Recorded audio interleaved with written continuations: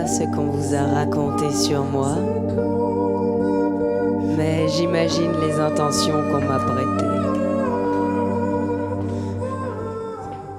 On est actuellement dans le nouveau théâtre de la Talente. Clytemnestre va être joué ce soir. Merde. Merci beaucoup pour cette semaine. Clytemnestre, c'est un spectacle qui a été mis en scène au sein de la compagnie La Revanche de Simone. Et c'est une des seules figures de la mythologie grecque féminine qui est connue pour avoir assassiné quelqu'un, et surtout d'une manière aussi violente. C'est souvent un personnage secondaire dans les pièces classiques, dans les pièces de Racine ou dans les pièces grecques. Et nous, on a décidé de lui consacrer une création entière, parce que c'est une figure féminine qui nous intéresse, qu'on classe dans des clichés d'hystérie, de sorcière, de femmes méchantes et mauvaises. Et nous, on voulait un peu entendre son point de vue. Je dirais que ça parle de la violence des femmes et de la violence faite aux femmes. Quand la femme est violente, est-ce qu'elle essaye de ressembler à ce qu'est l'homme, ou est-ce que justement c'est une forme d'indépendance que d'être violente pour une femme? Cette rage qu'elle a, cette haine qu'elle a, elle ne vient pas de nulle part. Il y a toute une histoire derrière, il faut faire entendre cette histoire. Et il faut aussi faire entendre l'histoire de ceux qui lui ont fait subir de la violence. C'est l'histoire de Clytemnestre, mais Clytemnestre donne la parole, incarne aussi Agamemnon, Iphigénie, une de ses filles, Électre, qui vient discuter avec nous. Cette condition féminine qui était la norme à l'époque et qui l'a été pendant très longtemps et sur laquelle on ne s'est pas questionné, aujourd'hui nous saute aux yeux et on peut plus se dire c'est comme ça quoi. Et Clytemnestre est une féministe malgré elle. Il y a autre chose que tu veux revoir ou pas? J'aimerais bien jouer Bibi une fois, juste pour la guitare, tu vois. Ouais, je l'envoie.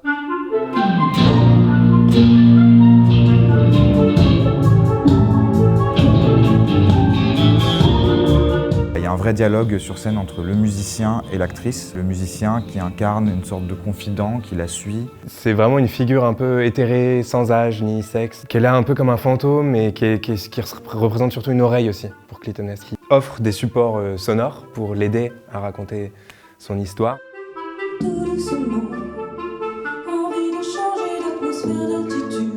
Le choix stylistique de la musique, dès le début, c'était très clair pour Lucas qui voulait prendre des reprises de variétés, du coup, de chansons super connues, de différents répertoires. Et quelque chose qui s'apparente presque dans les shows drag, par exemple, au lip sync, quoi. Ce truc où on y va à fond, c'est hyper premier degré, en même temps, il y a beaucoup d'humour et beaucoup de folie.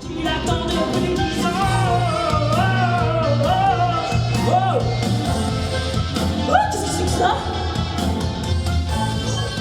Ah, c'est les bateaux! C'est les bateaux qui reviennent de la guerre! Les hommes sont de retour après 10 ans! Puis après, il y a toutes ces nappes musicales qui sont venues s'ajouter au fur et à mesure, qui elles peuvent avoir vraiment des tonalités très sombres, pour le coup, un truc presque d'horreur à des moments. Pareil, la palette de couleurs musicales, elle suit un peu la palette de couleurs du texte, où on assume des registres musicaux super différents au fur et à mesure de la construction du spectacle, pour à chaque fois appuyer le propos. Donc on va avoir du chant, on va avoir de la poésie, on va avoir des scènes de dialogue, on va avoir aussi du parler très direct au public où le quatrième mur d'un coup s'effondre. Tout commence avec un problème de virilité et de testostérone. Non, je parle pas de moi. Je parle de Tieste et d'Atrée. Eh bien moi je suis Laduchias, je suis la présentatrice, la maîtresse de cérémonie, c'est moi qui présente l'histoire des Atrides, qui recontextualise un petit peu toute cette mythologie. Je travaille aussi sur les maquillages, les coiffures et les costumes du spectacle. J'ai l'impression que le drag, donc Clytemnestre, apporte ce côté très mordant avec le public. Quand on est au théâtre, on a tendance à être assis bien sagement dans son fauteuil, alors que quand on est à un show drag, on a tendance à vivre un peu plus intensément, à avoir éventuellement des interactions avec les artistes pour que ça soit une mythologie assez grand public et assez ludique et assez fun, quoi, qu'on s'amuse un peu. Moi, l'envie que j'ai eue, c'était de dire on va faire un cabaret. On va faire un spectacle avec des paillettes, avec de la musique, parce qu'on est aussi là pour divertir. Le théâtre, c'est de l'amusement. Donc on va entremêler des questionnements féministes assez forts, assez durs,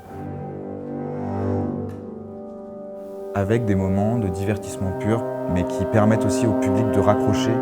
On voulait que c'est une forme aussi spectaculaire.